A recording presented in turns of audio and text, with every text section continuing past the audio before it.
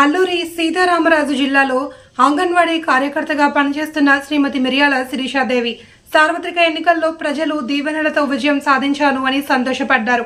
అనంతగిరి గ్రామంలో అంగన్వాడీ కార్యకర్తగా పనిచేస్తున్న మిరియాల శిరీషాదేవి పేద కుటుంబంలోంచి వచ్చిన పిల్లలకు పాఠాలు చెప్పుకునే స్థాయి దగ్గర నుంచి నేడు తెలుగుదేశం పార్టీ ఉమ్మడి కూటమి అభ్యర్థిగా సార్వత్రిక ఎన్నికల్లో విజయం సాధించారని సంతోషాన్ని వ్యక్తపరిచారు.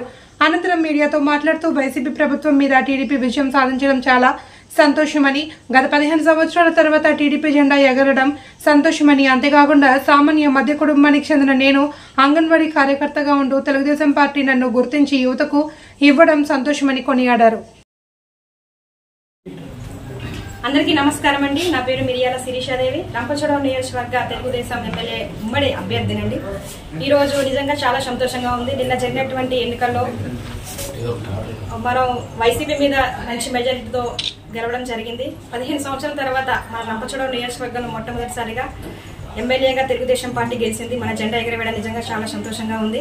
అంతేకాదు ఒక సామాన్య మధ్యతరగతి కుటుంబానికి చెందినటువంటి ఒక సామాన్య మహిళకు, ఒక సామాన్య అంగన్వాడీ కార్యకర్తకు మన చంద్రబాబు నాయుడు గారు గుర్తించి చదువుకున్న యువతకు, అదేవిధంగా మధ్యతరగతి కుటుంబాలకు కూడా ఒక అవకాశం ఇస్తే వాళ్ళు కూడా వాళ్ళ ప్రాంతం అభివృద్ధి కోసం కృషి చేస్తారు అనే ఒక మంచి ఉద్దేశంతో ఈ అవకాశం మన చంద్రబాబు నాయుడు గారు నాకు ఇవ్వడం జరిగింది.